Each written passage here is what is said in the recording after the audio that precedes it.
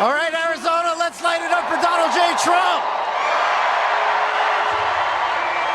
Let me tell you about the commander-in-chief I don't want ever in the White House. I don't want somebody who's busy sipping beers and pounding beers on late-night television. I don't want a commander-in-chief who's going on podcasts talking about gender fluidity.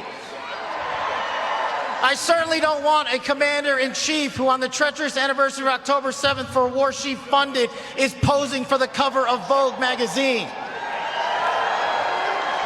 And I don't want a commander-in-chief who's busy sipping mojitos in Hollywood when a treacherous hurricane ravaged our eastern seaboard.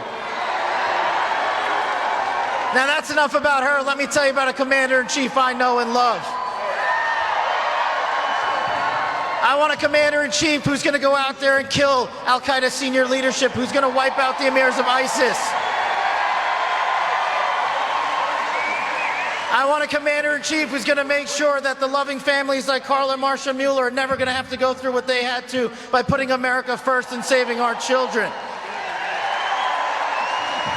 I want a commander-in-chief who's going to safeguard our border and crush the narco-traffickers and end child sex trafficking.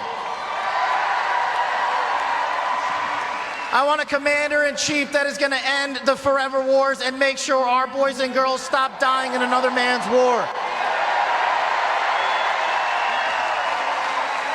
And I certainly want a commander-in-chief who's going to stop funding the terrorism war machine Iran and the endless wars overseas. I want a commander-in-chief who's going to pay for our 55,000 homeless veterans and our frontline workers, our law enforcement and our teachers.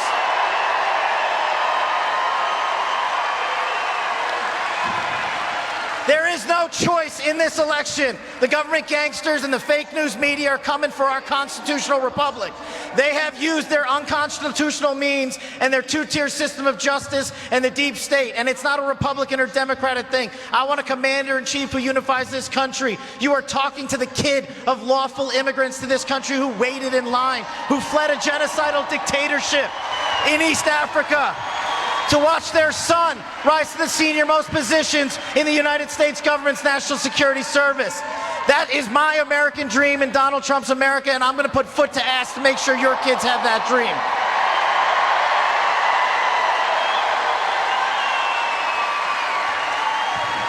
I want a commander-in-chief who will use no revenge list. I want a commander-in-chief who will use a single sheet of paper to guide this country to ranks we have never seen before. I want a commander-in-chief who's going to restore the United States of America to be a constitutional republic yet again.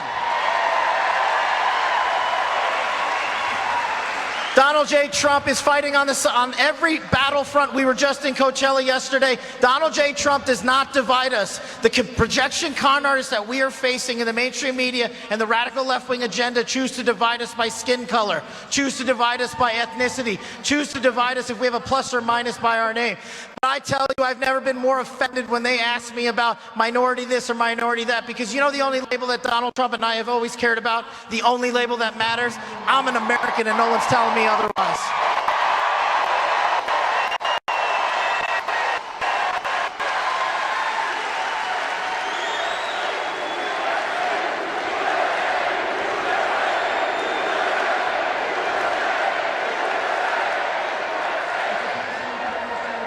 It's a blessing and a privilege to address all of you across these great states that we have. We're not only going to win Arizona, we're going to win my home state of Nevada right next door.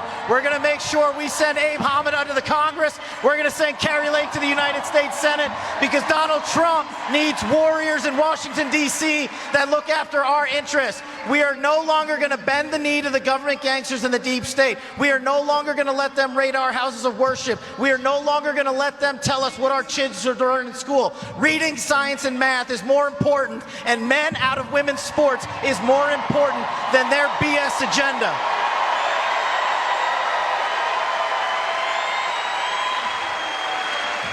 I have stood in that Oval Office with our great commander-in-chief, and he's on his way to talk to y'all, and I can tell you I have seen more conviction in that man's pinky than the entire Harris-Biden regime.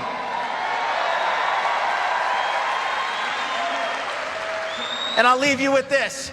Kamala Harris paid $7 billion to the mullahs in Iran. They started a world war a year ago. A year ago, they sent more innocents to death, thousands of Israelis, thousands of Americans. There's nothing wrong with standing for Israel. But Donald J. Trump knows all too well the cost of those wars. Donald Trump knows how to bring our hostages home. Ask yourself this question. Who do you think those American families want in the commander-in-chief's seat whose kids are being held hostage by terrorist thugs right now? Donald J. Trump brought home over 50 hostages and detainees from around the world. That's more than every single president before him combined.